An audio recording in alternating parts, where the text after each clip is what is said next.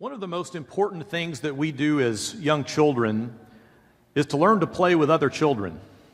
That's a foundational set of skills that kind of sets us up for the rest of life, doesn't it? Some of you have children that are just, even though they're tiny, they're bold and they never meet a stranger and they just jump in with both feet into everything that they see. And then some of you may have kids that are a little more shy. And maybe you've had that experience of taking them to a playground for the first time, or maybe to a new playground or a new setting, and they're not quite sure what they want to do yet. So you say, well, I'll tell you, I'm gonna sit right here on this bench, and you take a couple of steps out and watch those other kids for a few minutes. And then tell me how that is. And then maybe you get them to take a few steps closer, or maybe go up and touch the edge of that ladder that leads up to the slide. And you kind of help them work into it. And then they start talking to the other children, and they learn how to play with other children. For children, play is serious business, isn't it? It's how they come to understand the world around them. It's how they learn, how much pressure hurts, how much is gentle, what's safe, what's dangerous. It's how they push themselves. It's how they learn to interact with each other. Play is a very serious business because later in life, the way we interact with the people around us shapes so much of our destiny, doesn't it? Very important to try and get along with the people who surround you in your life. I can speak from personal experience. I have a father who is just exceptionally good at getting along with people. And a story that my dad has told me multiple times in his life about the importance of that is, early on in his career when he was kind of at the bottom of the ladder, one of the first promotions that he ever got, it wasn't necessarily because he was the best qualified for the next position.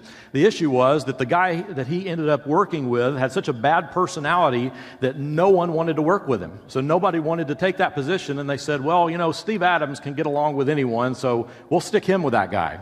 And fortunately for my dad, that became something that really helped him out in life. But it's important to be able to get along with people and to function well. So much of what we have in the book of Proverbs has to do with the idea of getting along with other people. We've been doing this study through Proverbs, and what would be the good of wisdom if it doesn't affect the way we interact with the people around us? So much of Proverbs has to do with being a good neighbor. It's impossible to say words good neighbor without thinking of Mr. Rogers, isn't it? He's talked about that so much, but he's right, isn't he, about the importance of learning to be kind to the people around us, learning to see their value, learning to have a good presence in the world. Last week, I was able to go with a group of ministers with this program through Abilene Christian University, and I was in Dallas with a group of guys we've been getting together with a few times. One of the speakers that they brought in to talk to us is Landon Saunders, who's probably known to some of you, but we spent a lot of time one evening with Landon Saunders. Earlier in his ministry, he ended up going on some kind of trip around the world, really just to study people, see how people were, learn more about the world. And his big driving question was, how do I bring the gospel to people in the world? How do I connect with the world? One of the points he made to us that I found very challenging is he said, it's easy for those of us in Christian circles to just kind of speak our own language and only talk to our own people and do things in ways familiar to us. And he said, how good are you at going out and actually interacting with the people in the world who aren't part of your church? The people in the workplace, the people that you meet when you're out and about, the people at restaurants. And his point, and I thought this was very challenging, he said, if you don't know how to talk to the people outside of your church, then you have nothing to say to the people inside your church. That was his challenge to ministers. If you're awkward in any situation that's not a church situation, you really need to learn how to have a presence in the world around you. I think that's great advice for ministers, but isn't that just as true for everyone? That we all need to have a good presence in the world. We need to know how to represent Christ in a way that reflects well on Christ and on the church and how we are in the world. We've been working our way through the earlier chapters in Proverbs, and here in Proverbs chapter 3, where we are today, I wanted to look starting at verse 27. It says, do not withhold good from those to whom it is due when it is in your power to act. Do not say to your neighbor, come back tomorrow and I'll give it to you, when you already have it with you. Do not plot harm against your neighbor who lives trustfully near you. Do not accuse anyone for no reason when they have done you no harm. So here as we're working through these texts, this is one that very much puts being a good neighbor in the scope of what it means to be a wise person. A wise person is attentive to the needs of their community, especially the people who live closest to them, who they work with every day. A wise person cares about the needs of other people. It means that what you can share, you do share. If you have it in hand to give, you go ahead and you give it. If you've been participating in the character challenge, the thing that we looked at for last week was the importance of generosity. That when you're in a position to do something for others, you ought to go ahead and do the good that you're capable of doing. One of the verses we looked at from Proverbs talks about the way that a generous person has a very easy time making friends. Everyone likes to have generous people in their life. So when you can do good, and you can act, and you can help out, the right decision is to go ahead and do that. One of the things I believe kind of takes away from our capacity to be good neighbors is the way that a lot of times we use, whether it's social media or the 24-hour news cycle, there's a couple of negative things that have come with those components in our culture. Probably more than a couple of negative things, but two that I've been thinking about is the way that somehow when we're really, really focused in on the big national arguments, you can get so caught up in the national stuff, not that it isn't important, but you can get so caught up in that stuff that you might not be that much involved with, that you neglect some of the good opportunities that are right around you. You might become blind to the things that God has put within your grasp and control because you're so focused on something that seems bigger and out of your control. Another thing that's been unfortunate is that a lot of people have this confusion where they think as long as I made a post on social media, that's the same as taking action. It's not at all the same, is it? I mean, it's pretty cheap to repost something or to write something or to rant about something, but if you really care about something, then show up and vote with your feet and your resources and your energy and your volunteer work. So I'm reading these verses in Proverbs, and I'm thinking about the importance of actually getting to know the people around us. I was listening to a speaker one time, and she was talking about the value of trying to look at your own community with fresh eyes. You know, we kind of have the places that we always go, and we have the people here at church that we know, but, you know, all around you, there are a lot of people who could easily become something that you just look right past. What about all the people who are working minimum wage jobs, the people who are perhaps helping you out at the gas station, who are checking you out at the grocery store, who are waiting on you this afternoon when you go to lunch? Do you see them just as the person who brings me something, or do you take time to learn their name? Do you ask them how they're doing? Do you take an interest in their life? What are we doing to try and take an active view of the people around us and treat them as if they're really significant and could be important? Wise people are attentive to the needs of the community around them. The second part of this passage reminds us that the mistreatment of our neighbors, it breeds fear and suspicion.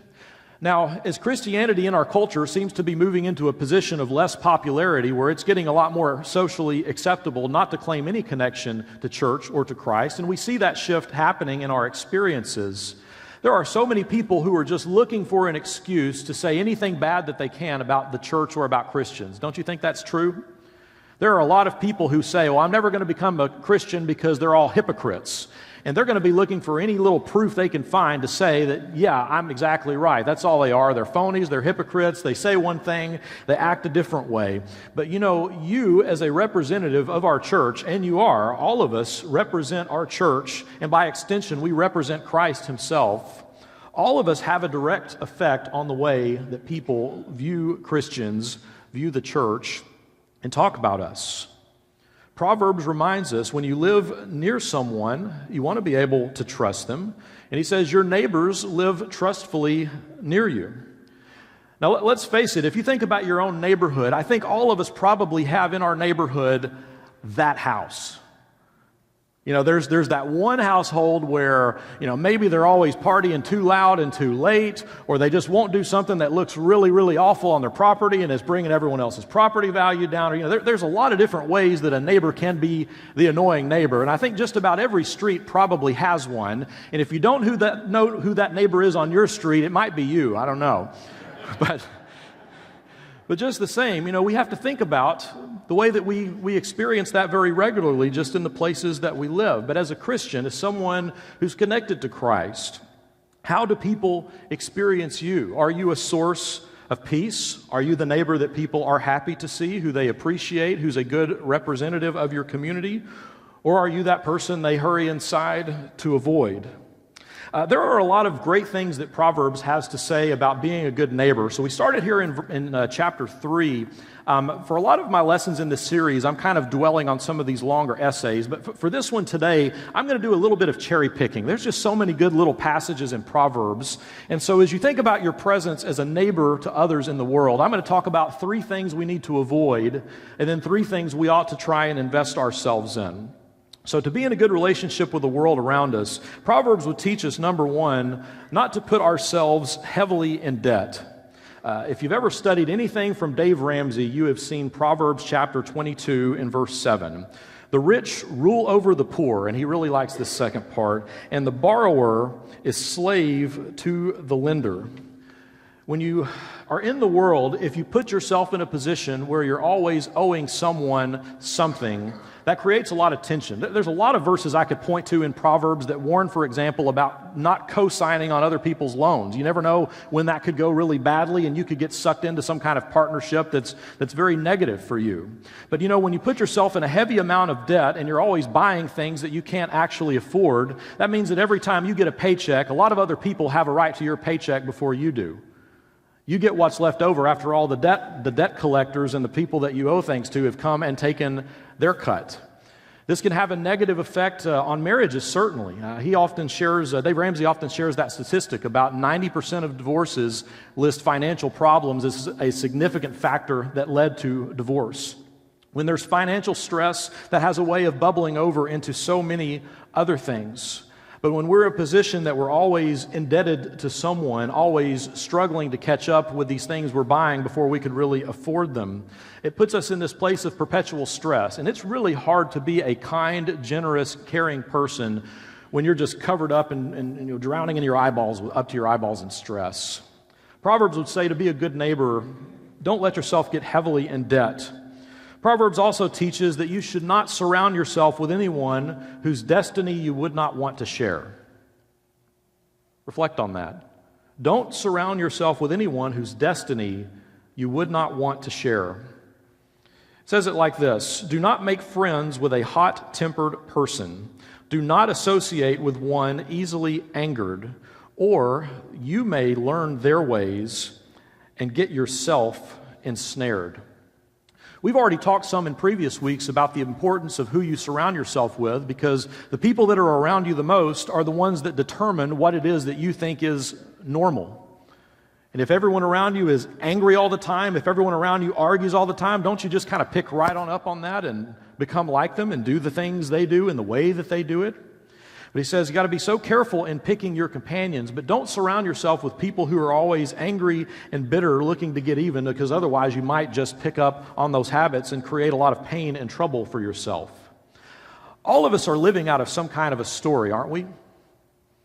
You have some story that you believe is kind of true in your life. One of the most common stories we talk about in our nation is the American dream. The idea of a story where someone could have nothing, could work hard, and could have great blessings and opportunities. That's a good, healthy story to live out of. But that's not the only story that people live out of. A lot of people are living out of a story of anger. They're living out of a story of revenge, jealousy, materialism, where the story is, I need to get as much of this stuff as I can, or I need to avenge myself every single time that I can. But as Christians, we're to be people who live out of the Jesus story specifically, aren't we? The story of a man who had everything at his disposal, but instead chose to be loving. He didn't choose to use his power to his own advantage. He didn't use his position to his own advantage, but instead he used his position to show compassion on each of us. That's a story we need to be living into more of the time. But if you see someone who's living into a story of just power grabbing and anger and revenge, you might pick up on that story and insert yourself in it, and it doesn't lead to any good places. Don't surround yourself with anyone whose destiny you wouldn't want to share.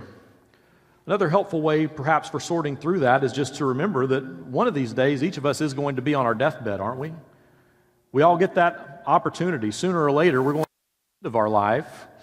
And a good question to ask is, if it's going to be the people closest to me who surround me on that day when I'm preparing to meet my Maker, who would you actually want to have at your bedside on that day that you pass?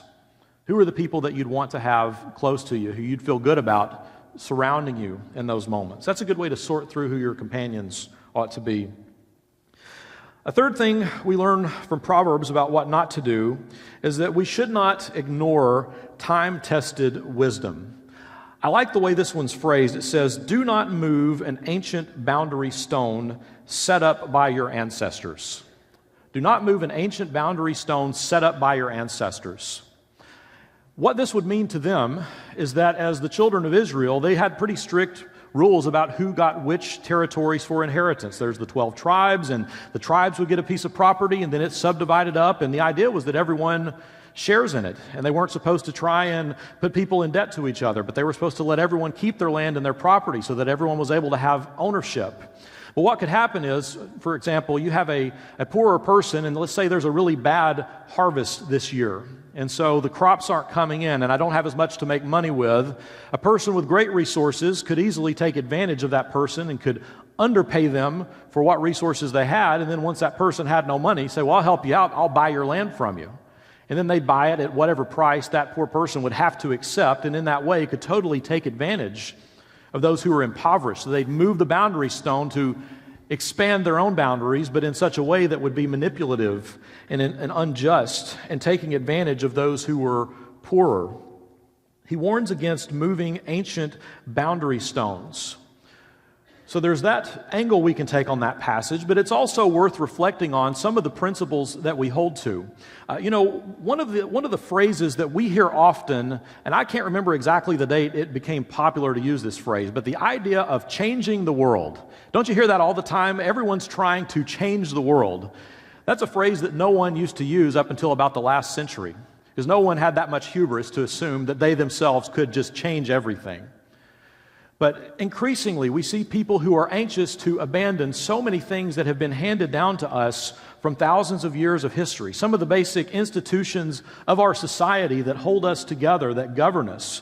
People who have very little life experience, who know very little, are so anxious to overthrow these things and just get rid of them without even really knowing for sure what they would replace them with, or if the thing we replace them with is ultimately for our betterment or to our detriment.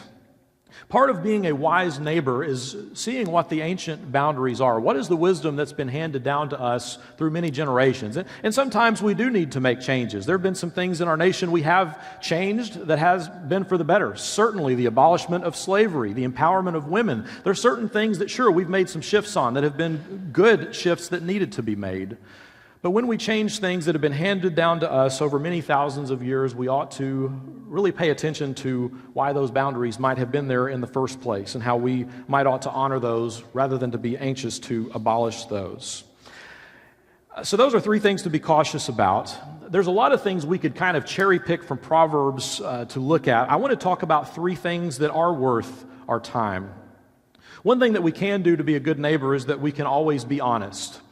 This happens to be, in my life, one of the verses in Proverbs that I have quoted the most often. I love this one. An honest answer is like a kiss on the lips. An honest answer is like a kiss on the lips. The picture I get in my head is Bugs Bunny. You know how Bugs Bunny would do that? He would sometimes just grab people and just smooch them real quick. I think sometimes, people may ask you for your opinion on something. They might ask for your input on something, and the temptation is to just tell them what you think they want to hear, or to hold back and just, don't offend them or don't say the thing that's hard to say. But I try to remind myself, when you're saying that thing, if it's true, if it's coming from a place of love, even if it's hard for them to hear, what you've done for them is just as nice for them as if you just kissed them right on the lips. An honest answer is like a kiss on the mouth. I really love that principle. Always being an honest person, because love is honest. Love tells the truth. Love cares enough to be real with people. Important to be honest. Another thing we can do to be good neighbors is that we can give priority to the things that life calls us to do.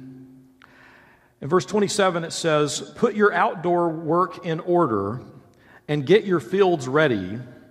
After that, build your house." That's a kind of an agrarian image, but it's one that I think translates well. We can get so caught up in all the stuff that we want to own and to buy, and let's face it, it can pretty easily become the case that you can buy so much stuff and own so much stuff that your full-time job is just taking care of all your stuff. We can bite off so much and invest so much in our own house and the things that we want that it might be that God put you on this earth to do something really wonderful, and you're so caught up in your own house that you miss the opportunity to do the other thing. So start out in the fields. Start by looking at the mission of God. Start by thinking what it is that God has called you to do in this life. Make that your priority. Sow the seeds of faith now through your actions so that you can reap a good harvest later, investing yourself in things that are important so that down the road, sure, God's going to provide for you. You're going to have a house. You're going to have possessions. He's going to give you the things that you need, but prioritize the kingdom of God, the mission of God, and then later worry about your own stuff. A third principle that is a helpful one is that it's always good to do what would make your loved ones proud. It says in chapter 23 and verse 24, "The father of a righteous child has great joy. A man who fathers a wise son rejoices in him." And of course, the same would be true of a wise daughter. "May your father and mother rejoice. May she who gave you birth be joyful." Of course, in the book of Proverbs, we've talked some about the idealized parents. It may not be the case for everyone that you have parents who have always encouraged you to do the right thing, but it's a pretty helpful image in your head because very often the same things that would make your parents feel proud of you are the kinds of things that would also make God feel proud of you. What is it that would make people proud to think of you as their child? I came across this essay, and I'm not sure if it was originally part of a larger writing, but I came across this essay by the great baseball player Babe Ruth. The title of this essay was, "The Kids Can't Take It If We Don't Give It." And he was one who cared a lot about children in his life. So I'm going to read you a couple of paragraphs from what he says about his own upbringing. He says, "Bad boy Ruth, that was me. Don't get the idea that I'm proud of my harem-scarum youth. I'm not. I simply had a rotten start in life, and it took me a long time to get my bearings. Looking back to my youth, I honestly don't think I knew the difference between right and wrong. I spent much of my early boyhood living over my father's saloon in Baltimore, and when I wasn't living over it, I was in it, soaking up the atmosphere. I hardly knew my parents. St. Mary's Industrial School in Baltimore, where I was finally taken, has been called an orphanage and a reform school. It was, in fact, a training school for orphans, incorrigibles, delinquents, and runaways picked up on the streets of the city. I was listed as an incorrigible. I guess I was. Perhaps I would always have been, but for Brother Matthias, the greatest man I have ever known, and for the religious training I received there, which has since been so important to me." And so he goes on, and for a couple of paragraphs, he describes this guy, Brother Matthias. He says, this guy was easily 250 pounds, well over 6 feet tall, solid muscle, strong presence. He could have been a pro athlete. He could have been a leader in any context he wanted. He could have moved up any corporation. He was wise. He was talented. He was athletic. But the thing Brother Matthias chose to do in his life was to invest in young delinquent children to try and get them turned around. And he speaks with such admiration of this guy. He says, he taught me about God. He taught me religion. Not that I practiced it perfectly, but he taught me about the Christian principles. And he actually also taught me how to play baseball. It was Brother Matthias who taught Babe Ruth how to play baseball. So he reflects on him and he says, as I look back now, I realize that knowledge of God was a big crossroads with me. I got one thing straight, and I wish all kids did, that God was boss. He was not only my boss, but boss of all my bosses. Up till then, like all bad kids, I hated most of the people who had control over me and could punish me. I began to see that I had a higher person to reckon with who never changed, whereas my earthly authorities changed from year to year. Those who bossed me had the same self-battles. They, like me, had to account to God. I also realized that God was not only just, but merciful. He knew we were weak and that we all found it easier to be stinkers than good sons of God. Not only as kids, but all through our lives. That clear picture, I'm sure, would be important to any kid who hates a teacher or resents a person in charge. This picture of my relationship to man and God was what helped relieve me of my bitterness and rancor and a desire to get even. Not all of us have been blessed with good, godly parents, but isn't it nice when the very things your parents would encourage you to do align so well with the things that God would want you to be doing? I like this story from Babe Ruth because it reminds us of the importance of being that good neighbor. The person who's willing to see what opportunities they have. People like Brother Matthias who say, not just what can I get for myself, but what is it that I could do for God if I were open to that? Of many good options, what would actually be the best option for how I use my talents and my time and my energy to somehow make the world better because I was here? What a powerful story about the power of example and a willingness to share in relationships with others intentionally. Jesus himself reminds us that whatever we did for the least of these, we also do for him. It is through loving man, it is through being a good neighbor to mankind around us that we're also loving towards God and good neighbors to God. And when we do these things, it makes God proud to think of us as his children. So this morning, I think the challenge for all of us is to think about the presence that we're having in the world. The people who have to live around you, who work with you, who interact with you, how is their experience of you? Are you a good reflection of the image of God that's built into your soul, that God has given you to shine? If there's some way that we could be an encouragement to you this morning, if there's some commitment you want to make this morning, whatever we could do that would be helpful, this is a time we'd invite you to come forward and talk to us as together we stand and sing this song.